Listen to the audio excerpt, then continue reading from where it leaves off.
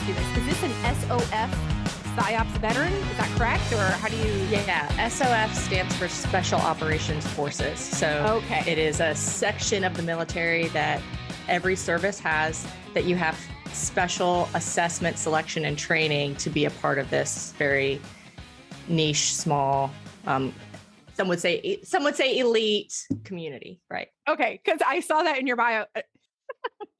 I want to welcome today Captain Emily Rainey, an SOF Psyops veteran. She is decorated. She's educated. I really don't want to suck up a whole lot of time given all of your accolades and everything that you've accomplished.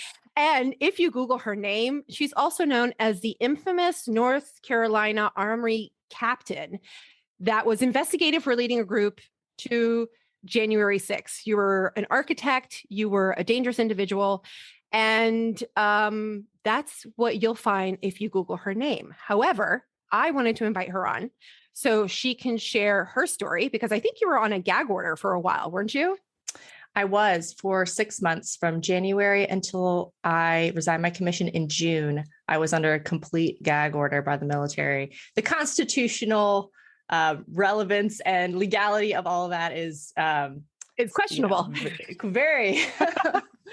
But they held my honorable discharge in the balance. And so you did have an honorable discharge. Is that correct? I was honorably discharged because, of course, I am guilty of no crime and also no regulation violation. Okay. So it's interesting to see how the media took it and how kind of popular culture has spun all of it since then. But well, yeah, because that was one of the first things I saw you initially, because you were on Tucker Carlson's, I always kind of get tongue tied with his name. I don't know why. Documentary, Patriot Purge. And then you reached out to me on DM, and that's how I kind of put the two and two together. And of course, like with every interview that I do a little bit of search. I was already semi-familiar with you, but I went to go look for more information. And I noticed that almost all the articles are very concentrated within the week following the January 6th Capitol rally or riots, depending on who you talk to. And that they really focused in on the fact that you were a PSYOPs captain and that you took 100 people to the Capitol, and also, I guess, something that happened at a playground. And these three things specifically seem to have been tied together to, I don't know, some of the articles were very specific in saying, like, they would use their their verbs to kind of color the story. And some of them would just give the information to guide you into a conclusion. So initially, how was it that story broke? Because there was a ton of people at the Capitol. There was a ton of people at these riots or these rallies, which I think there's a difference. There's the riot that happened up at the Capitol, and then there was the rally that happened. And even for those that went into the Capitol, some of them weren't technically rioting, but we'll get into that probably down the road. How was it that your story specifically got into the news? Well, first of all, Miss Sadie, I just want to say thank you for having me on, because your community of women that you're building here is so awesome. As a woman in kind of a man's career field for the last 10 years, having these, spaces where women can come together and talk about all things feminine and things that are relevant to us is so important. And the question that you just asked about how all of this got started is the one question that no one asks and is the most interesting to me, because it is really amazing how the way the media is owned and operated now, because, certain outlets have this pull and this power that really creates this mockingbird effect with all others. So I'll tell you, it all started because on January 6th, first of all, I lead a conservative activist nonpartisan group in my county. The group's called Moore County Citizens for Freedom. It's about 2,000 members at the time of January 6th. I chartered 2 buses so that 100 of us could go and attend the January 6th election integrity rally in DC. So after that day, which for my group anyway, very uplifting, we'll get into the details of it, but passed by with no major event, as in no one that I went with. We all returned home as innocently as we arrived. Let's just put it that way. We didn't hear anything. There was nothing particular for a couple of days. But then Josh Stein, who is the North Carolina Attorney General, he gets on his Facebook and he posted, I think it was on like January 9th or 10th, he posted that he wanted North Carolinians, state where I live, to report on each other for who was in attendance, not like send my office proof of criminal activity. It was report who are in attendance. And I'm reading hundreds and hundreds of comments that were absolutely heartbreaking of my North Carolinian brethren reporting attendance. So-and-so is a teacher for this county, this school district. So-and-so is a bus driver and was moonlighting and drove a bus of people up there. Just mostly focused on state employees, because of course that's where Josh Stein could kind of sick his, North Carolina State Bureau of Investigation on them, and really can affect their lives because if they're state employees. And I was sickened. So I get on there and I say, Josh Stein, I led 100 members of Moore County to the rally. There were, 1 million of us there. Your witch hunt is evil. Your government is corrupt. Basically saying, come find me. So you outed yourself. I outed myself because I have no regrets. I'm incredibly proud to have been there. I don't care how many people want to spin the story or take steps back and say like an Heisman saying like, I'm not with them. I'm not with those kind of conservatives. I'm not with those kind of Republicans or patriots. I'm someone else, that's them. Don't attack me. Right. So that's what happened in the days following January 6th and since. So Josh Stein didn't find me, but the Associated Press did. And one article from the Associated Press led to the story going international overnight. And I mean overnight. Somehow an Associated Press reporter got my number. I'm sure it's not hard. Called me on Sunday as I was walking into church, actually.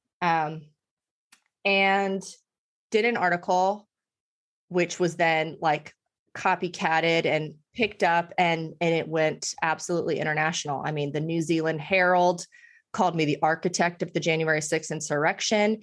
The Jewish Journal said that I led 100 well-armed, trained military members to the Capitol. I mean, couldn't be further from the truth. So I think the average age of my bus was about 65 old ladies in tennis shoes, not a single active duty military member on the bus. That was the other thing I think that was also investigated, right? It was. Yeah. That was one of the things I was under investigation for. That's right. So it's interesting that you point that, because I remember quickly following that there was a kind of culture in the sense of people reporting either family members or friends or coworkers, just in general throughout the country, where if either reporting them to, I think one state, I can't even remember, had a hotline, or maybe I'm confusing that with something else. So let me not get distracted with that. But there was a lot of just like an energy of reporting people that went just in attendance to the rally, because it wasn't specifically that they even showed up on some video that was released after the riots happened or after people got into the Capitol. It was just anybody who was merely in attendance was also getting caught up into that.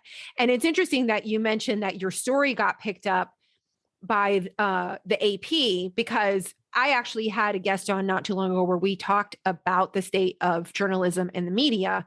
And that was basically one of the things that she touched on, is how Rutgers and AP here in the United States are their two primary news wires. And that if one of them has a story, because of the way that news is structured right now, everybody just grabs the story and then adds their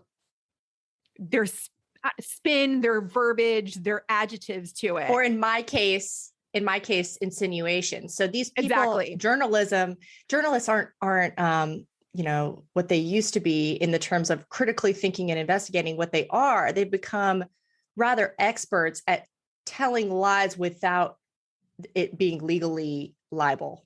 And so that was the case. That was the case with me. I mean, everything was perfectly worded so that the reader got a specific message without there being any kind of legal case to any take. specific accusation on you that you can come at them for defamation or something like that. Because I believe the purpose is, like, if it's news and you report it, if you report it with intention of defamation, then they can get into trouble. Although a lot of times what they'll say is like, I just made a mistake, and then issue a correction, and it wasn't really defamation. But yeah, there was like, and the corrections at like the bottom of an unrelated news story that doesn't get picked up nearly in tiny print. Right, exactly. And there were some retractions with me, but it doesn't matter. The damage is done. If it's possible to do damage against somebody who just makes the choice not to be cancelable, then the damage is done. Yeah.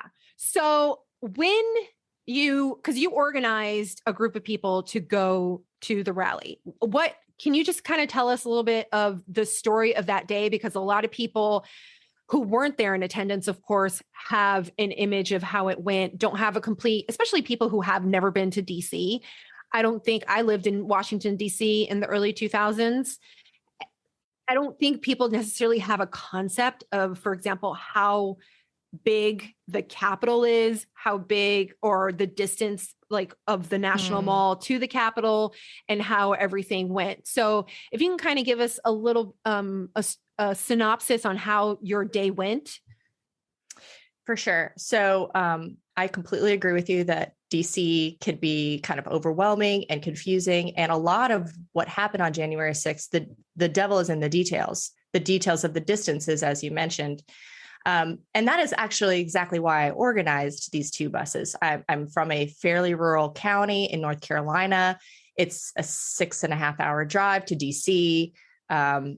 It's kind of, intimidating for people to go there, especially when the mayor is shutting down metros and roads, and nobody really knows where they're going to be able to park. And then in November and December rallies, because remember, this January 6th was the final of 3 large rallies, one per month, November, December, and then January. Which I don't think a lot of people even know that there was a few other rallies before that had really no incidents, except they did. Antifa was rather violent, right? The Antifa's presence was very damaging and deliberate and violent. And I actually attended the November one.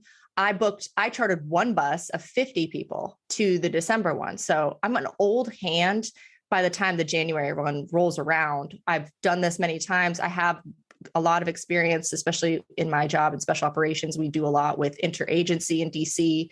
And so I know the metro, I know the district. Roads and exactly. So I took on kind of role as tour guide and wanted to enable others to experience the empowerment and the just the uplifting spirit that you get when you go to a rally where you see that you're not alone. We've been purposely cut off from each other throughout the pandemic, and as conservatives who are constantly censored, there's always this question in your mind about like how many others out there are there out there. Am I wrong? Am I crazy? Is this person not going to talk to me anymore? So then you end up not saying stuff. Yeah. Are we the silent majority truly? Or are we just telling ourselves that, Mm-hmm. And so I really wanted to give other people that same feeling. And after all of 2020, just getting beat down after, lockdown rally, after protest, the masking and all the rest of it, you just needed a win. And even just to be around other people that can lift you up like that. And so that's why I did it. It's, going to DC was for our hearts and our, souls. It it wasn't, and of course to make a statement, of course to show our numbers, but not for any other specific intents. Like there was no like plan for any other thing upon arrival. But yeah. Because there's been a big focus on the like what, and I was going to ask you that, like, what was the purpose of you being there? Like, why did you decide to go there? Because a lot of times the focus that comes out of the media is that the intention was insurrection, that the intention was, you know, a complete disruption, an attack on democracy. And I can't speak to the intentions of every single individual that went to the rally. Like it's just impossible in any kind of large organization or like meetup or anything like that. You can't peg the intention of every single individual. But for yourself and the group that you took or that you organized to go there, what was the real reason or the purpose that it was there? Was it just to camaraderie? Did you have any camaraderie kind of agenda? No agenda. I mean, it's not like we thought we wanted to hear the speakers, because that's another thing. So many things have been gotten wrong about this day. And I'm not going to get into, unless you ask and you want me to, but that could be a really long conversation, into the false flag stuff and all of the stuff that the Revolver News has been highlighting, the investigative journalism done about, you know, FBI plants and all of that, because I can read about it, but I think what your listeners want to hear about is what I actually saw and what is real about that day from a first person point of view, as someone who had been to the November rally, December rally, and January one, because the differences between the three are really important to highlight. And that whole Antifa presence thing, that's a real thing that people have kind of stopped talking about. But just a quick touch on it. In November, the Antifa presence was apparent and not overly large, like a few hundred, all, you know, in blackout in the colors, black bloc, yeah, black bloc. And ironically, they were all hiding behind a police line. The police are standing in front, protecting them because they're clearly the minority majorly. But just to give you a little sense of what the differences between these groups of people, the MAGA hat wearing patriot and the black bloc behind the police line. In the November rally, I went with my family, didn't charter any buses. It was just my family. And there was the Antifa were chanting all sorts of obscenities to our side of the police line. And I'm fairly close to it. So I could tell, we could hear what they were saying. And one of the louder Antifa members with a bullhorn said that they were going to kill our children and drink their blood. And the Patriots, I'm laughing because it's just like, it's so deranged, right? Yeah. And of course, I mean, I'm not saying that they're really going to do that, or that they were saying they're going to really do that, but they definitely wanted to get a rise out of our side. And so on our side, some loud man started yelling F Antifa and started getting a chant going to try to get people to say that. And then another man stepped forward and said, no, let's pray for them. And hundreds of people dropped to their knees and started praying for Antifa as they're saying that they want to drink our children's blood. I mean, I literally teared up in that moment. I mean, I was like, I'm holding my son who is two in a backpack, you know. Uh-huh. And that was such a stark little vignette to show the type of people who are in this MAGA crowd that have been so demonized now. In December, Antifa got more violent. And so when January rolled around, and the news can show you what exactly happened there. Of course, they probably tried to turn it on some of the groups like the 3%ers or whatever. I'm not sure exactly how the media spun it, but I'm sure it wasn't actually telling the truth about Antifa chasing down mothers, pushing their strollers, and Antifa knocking over old men and beating them to a pulp. But that's what happened in December. So in January, I was not overly excited about being in charge of 100 people. I mean, keep this in mind. I'm an Army officer. I know how to lead large groups of soldiers into military, training and combat.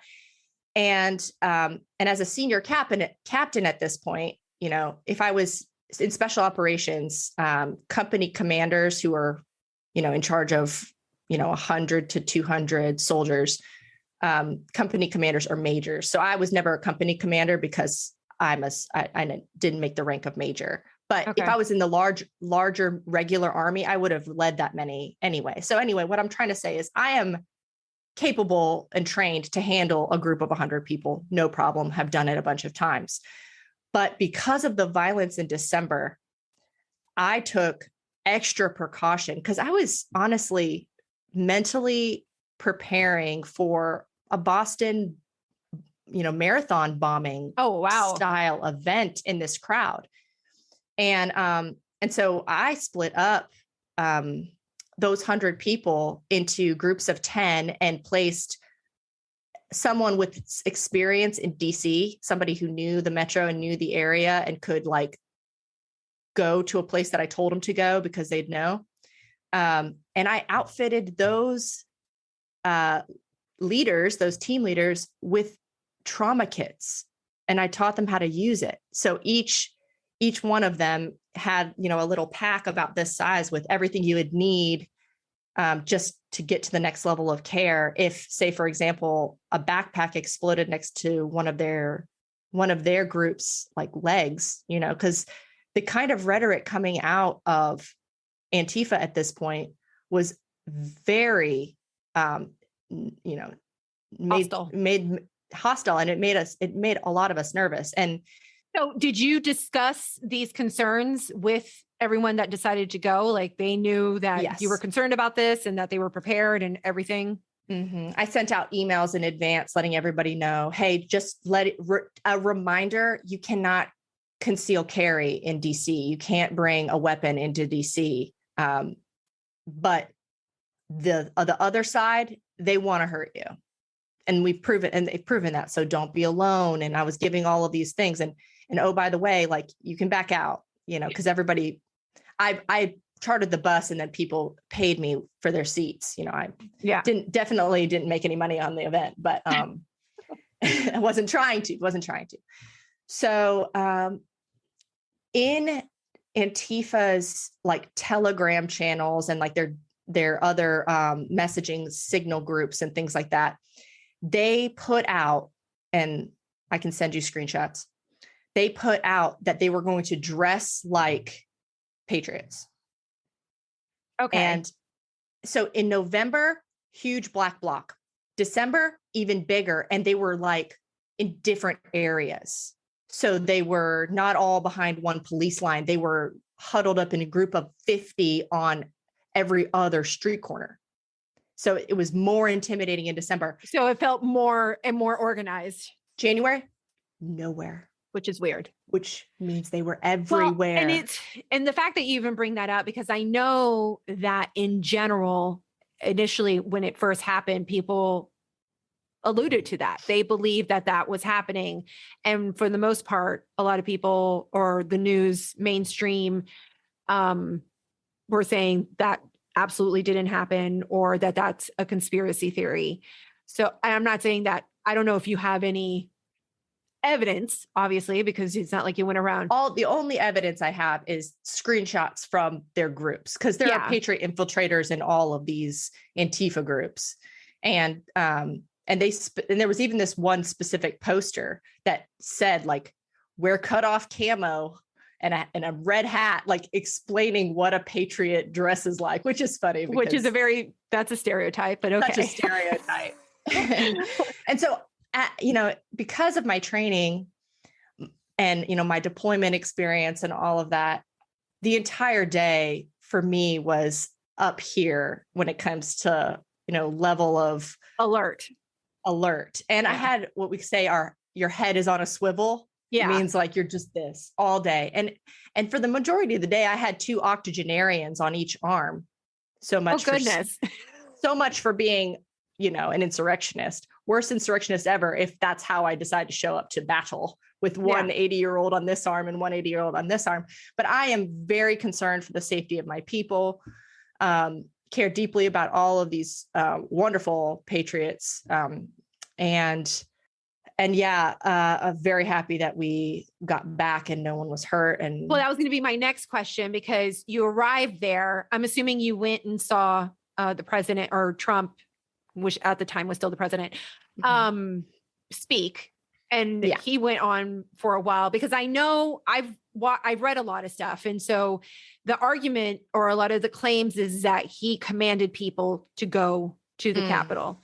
But at the same time, there was a lot of people, actually, if I'm not mistaken, the breach happened while he was on stage, before he even said that. Is that correct? Okay. So I have so much to tell you about this. So first of all, to set the scene appropriately, you need to understand like that day, January 6th, was one of the coldest days of my life. Like, I've done military training in Colorado. Like, it was so cold. The wind chill was so horrible. You're standing up on the hill right next to the Washington Monument. And, as far as you can see in every direction are, flags and people waiting to hear him talk. He was a little late showing up, and he talked way longer than his scheduled time. Most people, to include my group and myself, started walking away before he was done. And there's, he was long-winded, but also it was hard to hear. Like, we are so far back, even though we could see on some of the jumbotrons that they had set up, you could see him talking. We knew he was talking. You really could only hear it when like the wind blew in your direction. You could catch a few words, at least from where I was standing. And I was standing with my back directly to the Washington Monument, slightly up on the hill, on the monument itself.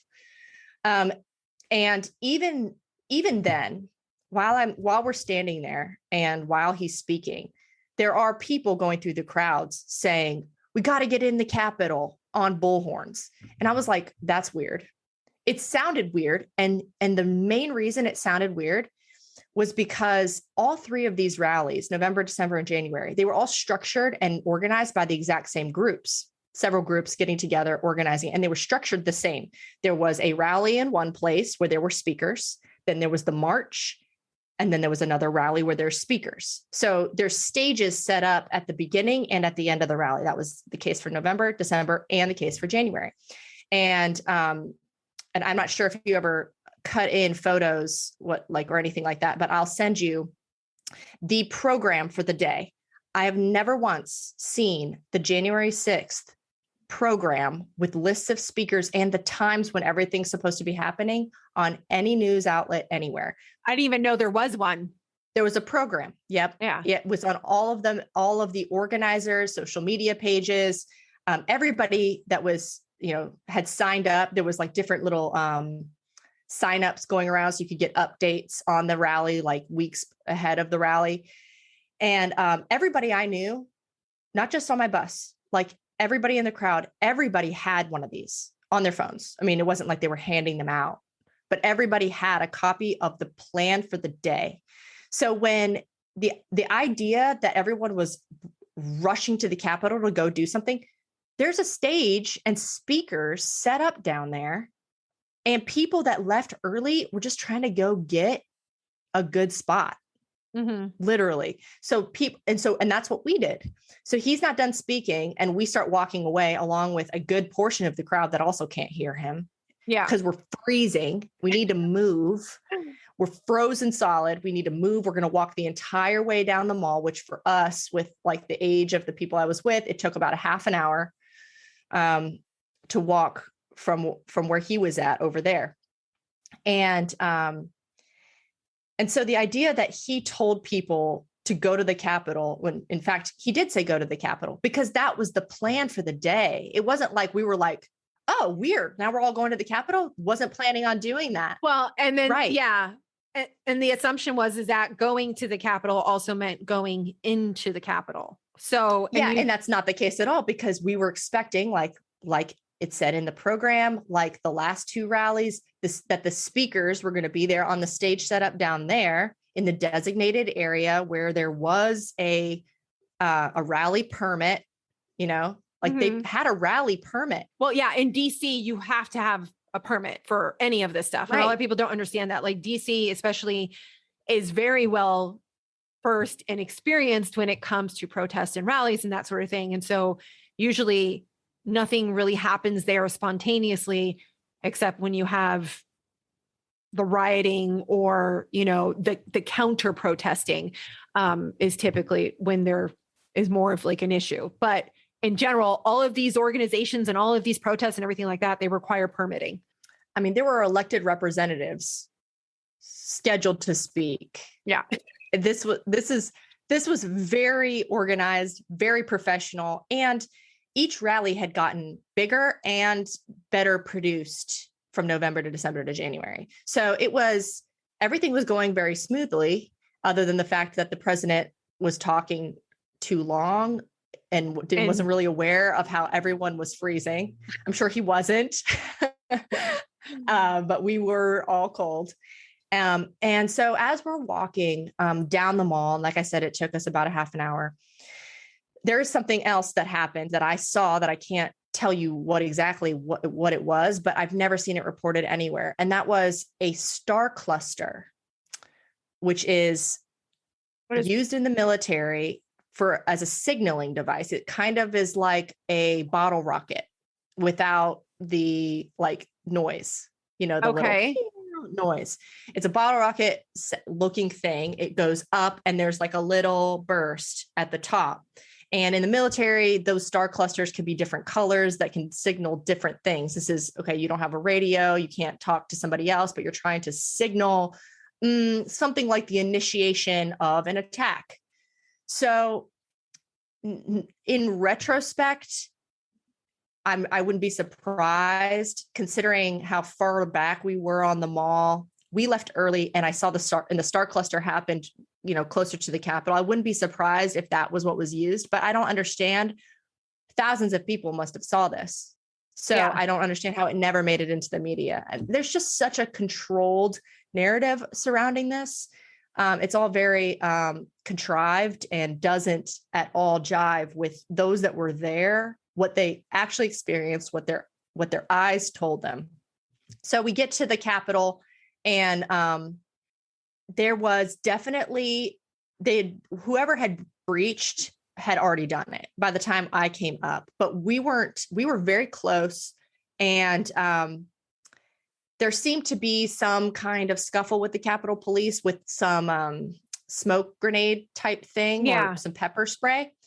And we were like, whoa, what was that? But then it just went away. And after that, Patriots and Capitol Police who were wearing like bright yellow or bright neon green. So you could see them from way off. You could see exactly where they all were, like on the different levels of the Capitol. On the steps. Yeah. Yeah. There's the kind of ground level that is, it's almost like I would describe it almost as like a what do you call these amphitheaters? There's different levels. You get to one level, then you have to get up a level. Yeah. And then there's the stairs, and then you have the massive entrance to where you could actually go in. It's like a big old porch, like the biggest porch you've ever seen, right? And from where we were, you could see Patriots standing right next to Capitol Police with no interference from the Capitol Police. There was from after that initial weird thing that happened that none of us down on the ground could really interpret, there was no indication that they weren't allowing us all to be there. So from where you were at, like the infamous image of like the mob of people going in and climbing up the wall, like you can't see that from where you're at. Climbing up the wall? No, I didn't see anybody climbing on anything. The worst thing that I saw happen with my own eyes were people men finding like a spot somewhere in the corner to urinate, because it was like there was no bathrooms because the mayor had made this rally more difficult. So she was shutting down different roads, confusing bus schedules, shutting down different metro lines. And then she didn't allow the organizers to have any latrines. So you've got 1 million people there and you don't have any place to go to the bathroom. And the worst thing I saw was public urination all day long. My point is that you didn't actually see anybody like on the breach, like going up and going or scuffling, fighting. I saw plenty of people on the stairs. I saw nobody fighting. Okay. I've seen things since of fighting, of people like pushing past Capitol Police, but with my own eyes, and I have photos and videos of that day. And, I could show you kind of how the closest we got as a group. Well, and the only reason I asked that, because a lot of people have a perception, because the images that we've seen are that specific picture from up above at the steps.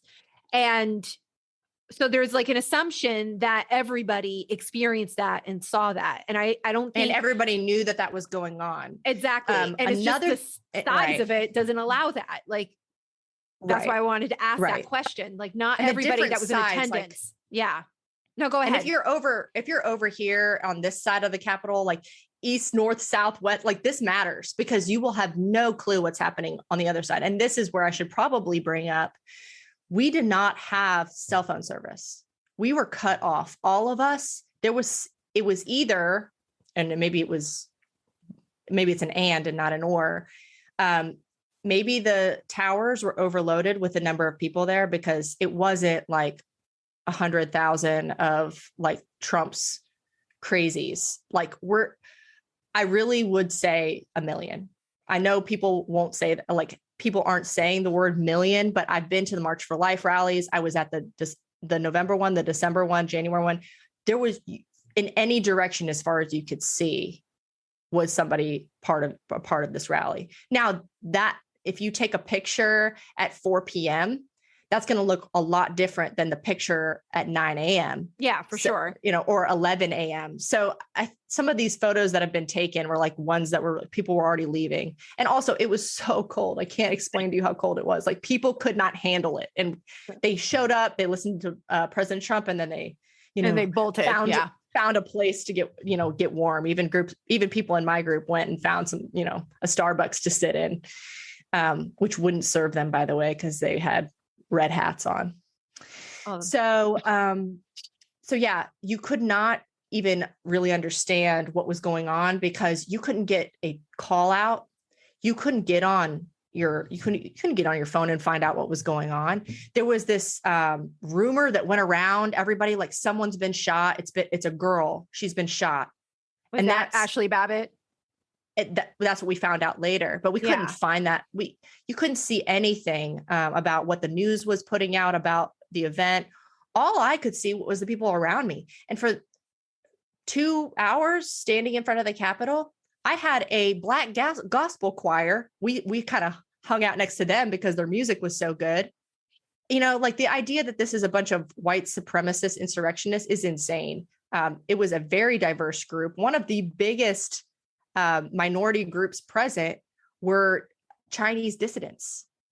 They were frantically handing out pamphlets about communism as like, did you know that this is coming here? Like whatever, because there's been a huge movement from them. Any kind of interview and stuff like that, they speak firmly about that because they see the precursors that are happening right now. And we're still at a position that we can pump the brakes or stop the train before it gets out of control. So they grab you and did you know about communism? And I'm like, yes, I know. Like I am, but aware. I understand like their visceral reaction to these precursors, as you mentioned. So, but you got there, you got to that second stage, and did you guys hang out there for very long? Did you end up leaving? Like, how did your once you got to the second stage, how did the rest of your day go before you guys left? Because obviously I see you here, so you're not still there. Yeah. You mean I'm not in the Abu Ghraib prison that in Washington, D.C.? Yeah. I don't know if they've moved those guys yet or not. No, I'm not in solitary confinement yet anyway, although I am a proud future Gulag resident. If I keep, I saw that in your Instagram. you are too. You and I will be cellmates. Yeah. So there was a point we got very close. I had my group with me because like I said, we split up. I'm, reticent to say squad because that kind of has too much of a military connotation, and they've already accused me of running a military operation. But I had squads, that's how I run things. So my squad, we got to a point, and I said, if you go further than this, you're going against my guidance, because I just felt like the crowd was more uncontrolled. I couldn't see as well. And also, right before I made that decision, some guy I don't know, he had knee pads and elbow pads on, if that tells you anything, and like a tactical backpack. He gets right here and he yells into a bullhorn. I'll never forget it. Tip of the spear to station 6. Tip of the spear to station 6. And I was like, what does that mean? What is going on? Yeah. And that could have been something nefarious or not. Because frankly, it could have been a nut. It could have been someone who was trying to. Right. But I've had, and I'll get lambasted for this, I'm sure, but I've had good experiences with like groups like the Proud Boys, like here in North Carolina, in some of our reopen rallies.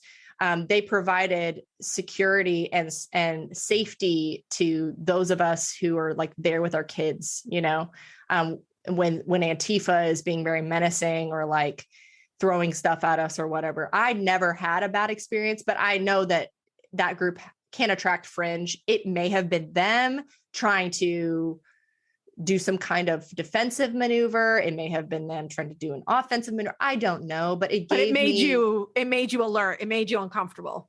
I just said, and there were people, everybody wanted to get closer and closer. And when I was, I'm fine with like sit-ins. I'm fine with taking up space and like demanding to be heard. Obviously, I'm not fine with violence. And I didn't understand what the point was about getting any closer than we were. I felt like we had achieved our objective and being heard and being taken seriously. And we were there. We showed them that we can't be ignored. And I didn't really know what the purpose of getting any closer was. We were already packed like sardines, as close as we could get.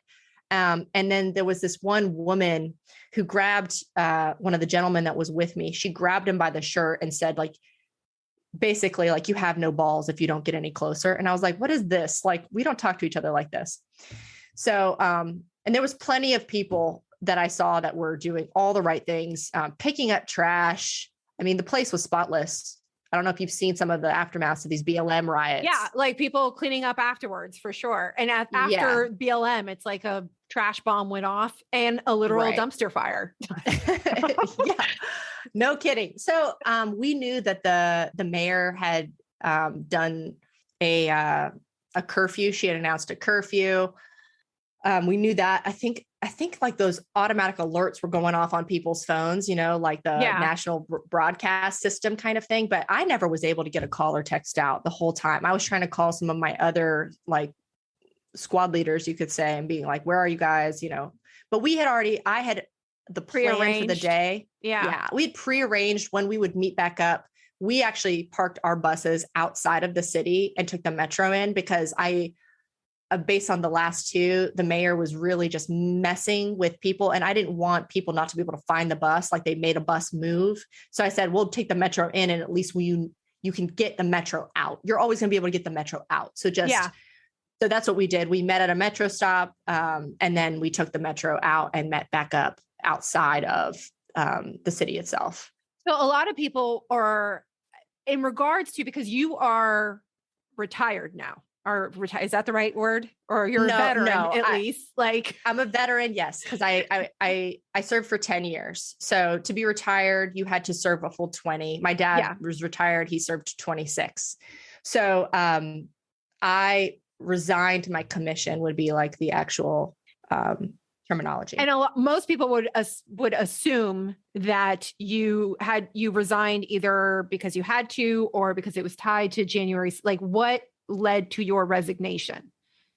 It's a good question because most people don't know about my previous reprimand that I received in May of 2020. So, during the lockdown, right at the beginning of the lockdown, let me just kind of back up.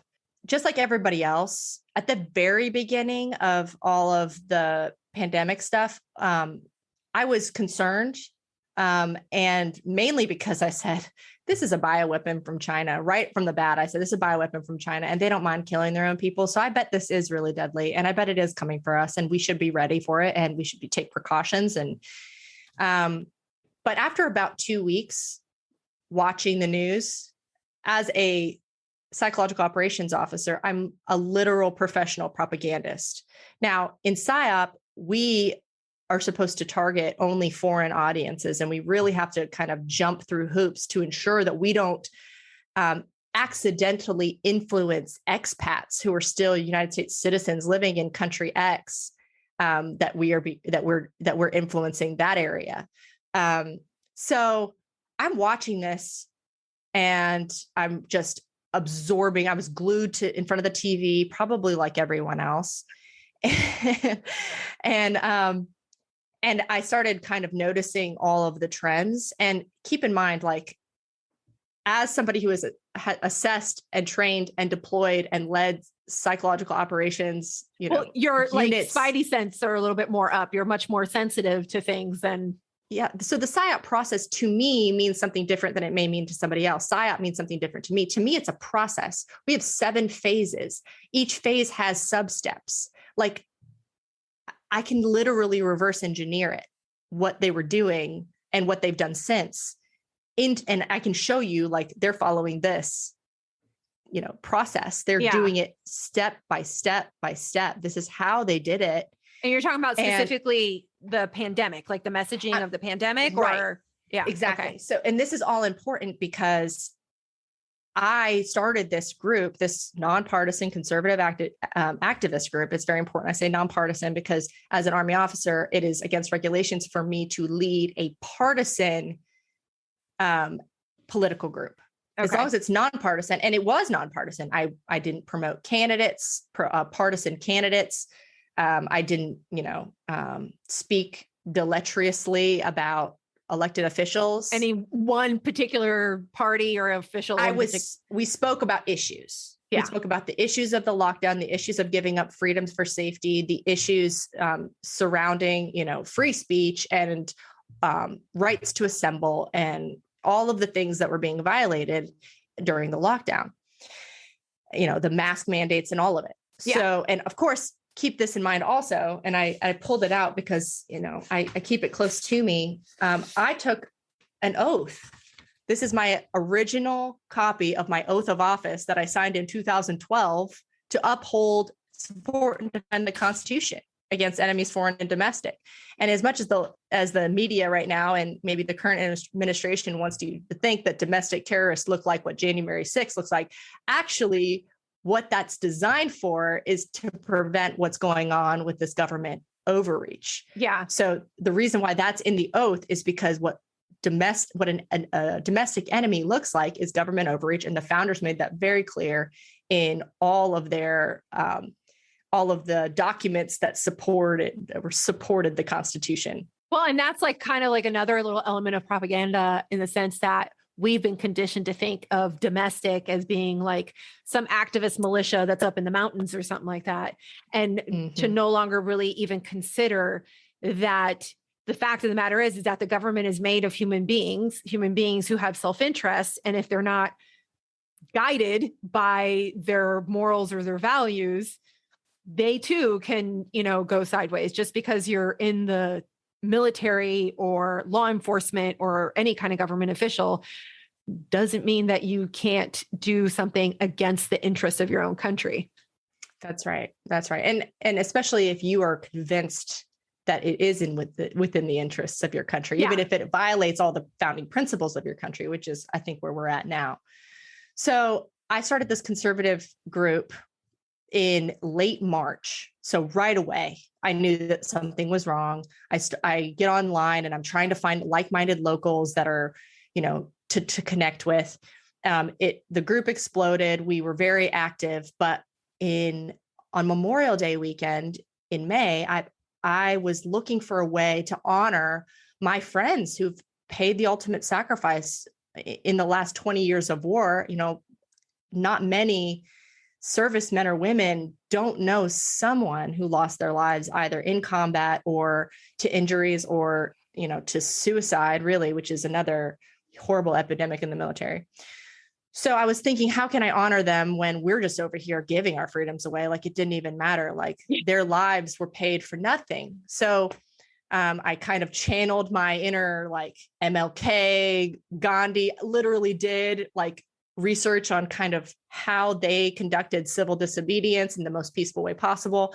And so I said, there's no better way to conduct civil disobedience than to go to the public park, take down all the caution tape, and play with my son, who's 2. This is the incident that is tied into every article that also mentions that you organized to go, as if taking down caution tape at a public park is equally on par or somehow a primer to. Well, it sets the scene. It sets the scene saying that she's already completely fine with criminal activity.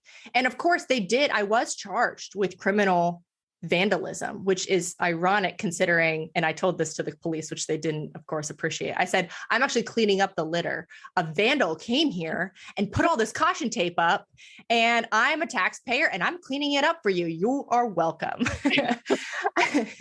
Well, I was banned from the park for a year. And also I was given a court date. And because of COVID, the courts were all backed up.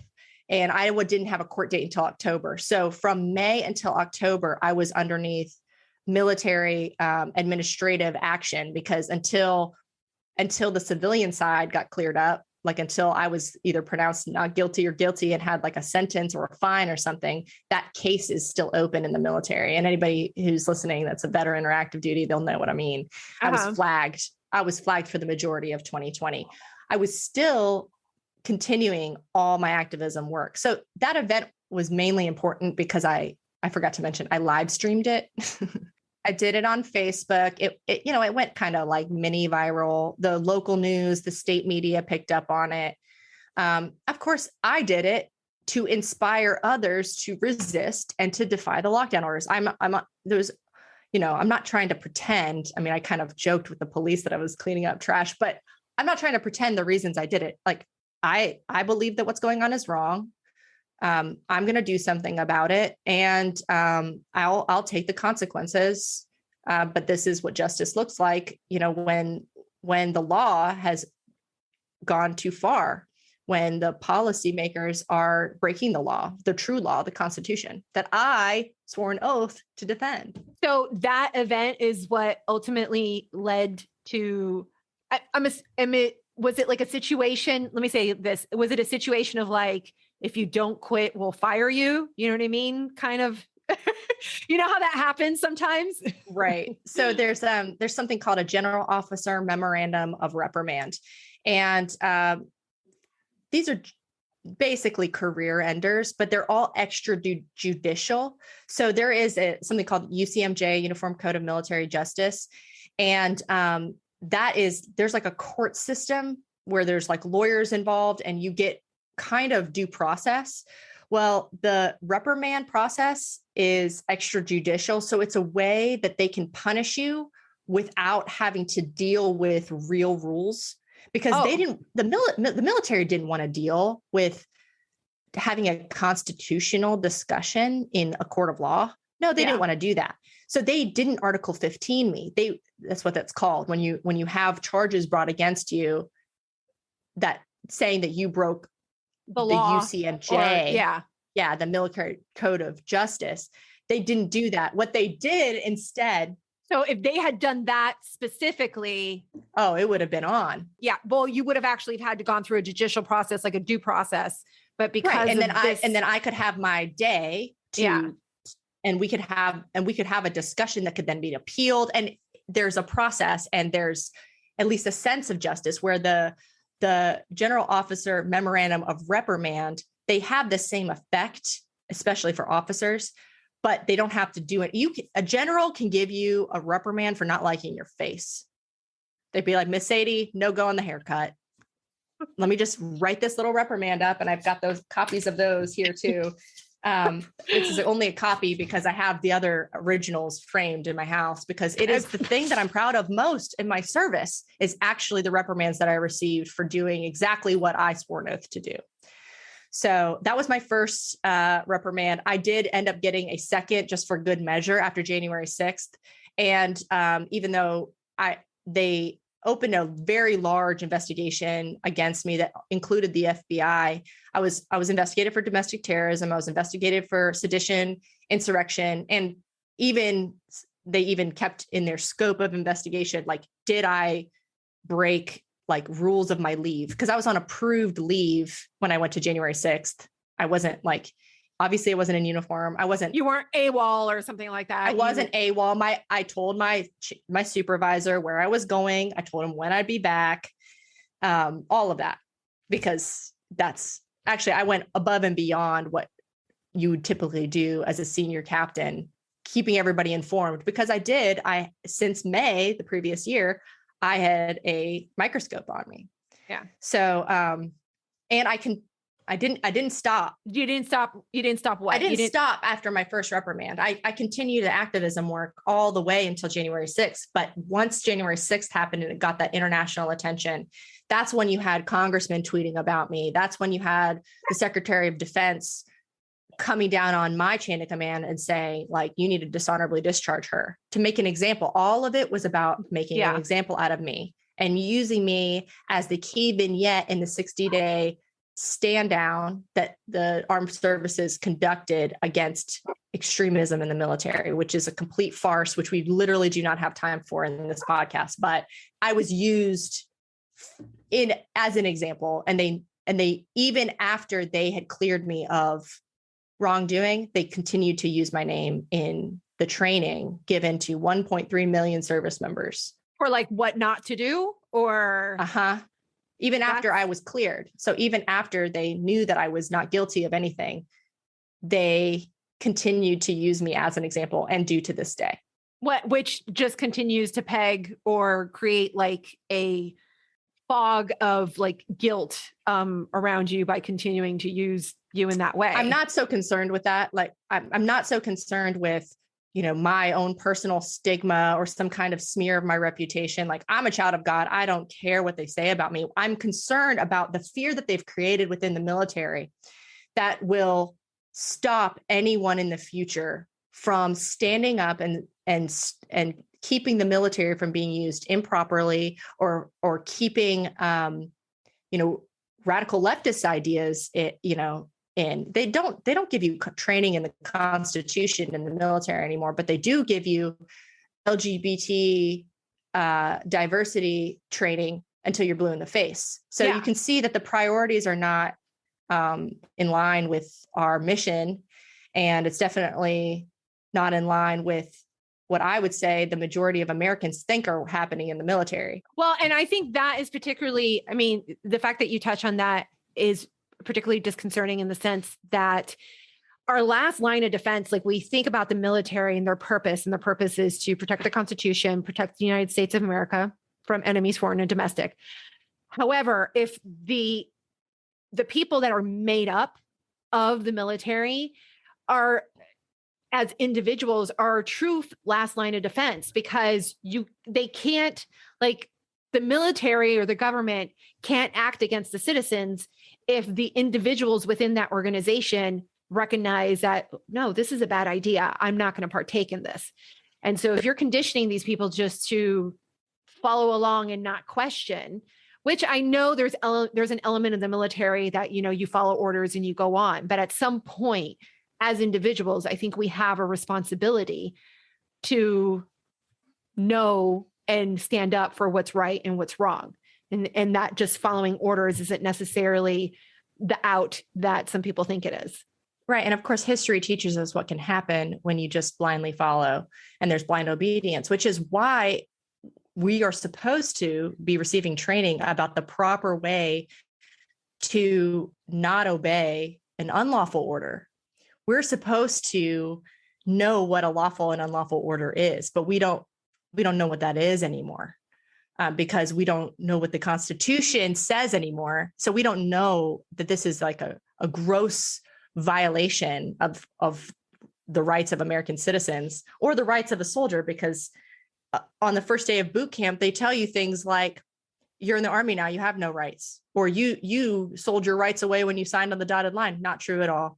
And I've written articles about it to try to educate service members on what they are and what they're not allowed to do in uniform, and the reasons why that there are limitations. There is a good reason why an Army officer cannot lead a partisan group.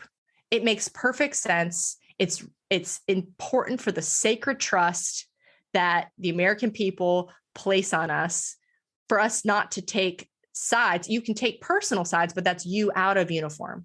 But as soon as you are leading a group, if you're, an officer and you're leading a partisan, say, like I'm the president of this Republican club. Now you're violating that sacred trust with, the rest of the American people who may not be Republican and who may take that as a threatening thing. And I understand that. However, my second GOMAR, they did give me the General Officer Memorandum of Reprimand. It's called a GOMAR. They didn't find anything on me, but what they pegged me with was in your capacity, like your group might be nonpartisan, but when you went to January 6th, that was a partisan action, which is just a bold-faced lie. It wasn't a partisan action. It was an election integrity rally, something that all Americans care about. There was a lot of things that were being protested that day. A lot of Americans on the entire spectrum were fed up with a lot of things going on in Washington. So They just tagged that on. At that point, I was just trying, I said, okay, just pile on another GOMAR. It doesn't matter. I'm already going to be resigning. And as soon as the investigation cleared, which took all the way until June, as soon as it was June 14th, I got, my honorable discharge out of the military. And funny enough, that was when my gag order was lifted. The moment that I was out of the Army, my gag order was lifted. So on June 15th is when Tucker Carlson's documentary crew came to my house and we filmed. So yeah, I do think that people, to have a really good understanding of what's going on, not just in the military, but within other important institutions within the government, to go ahead and go on to Fox Nation and watch Patriot Purge. Tucker Carlson did a 3-part documentary. I'm in episode 2. And I think people the average citizen, the average civilian, so people not involved in government need to kind of be aware of what's going on right now with forcing conservatives and any independent thinking person out of institutions and positions of power, which will eventually lead to a very dangerous situation where these institutions and the military will be used just simply against political opposition, which we see this all the time in third world countries. I mean, when it starts, you would think, oh, never here in the United States, never here in America.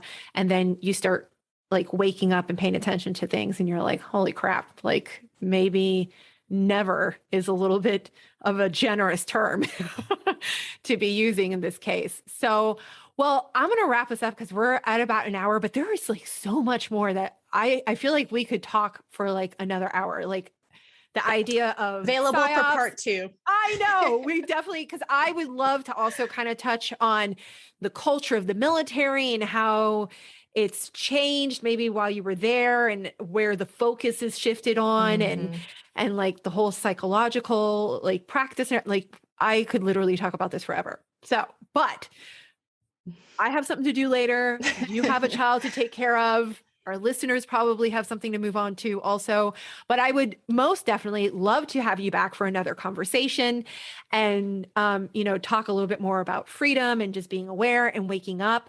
But if anybody wants to follow you, where can they find you?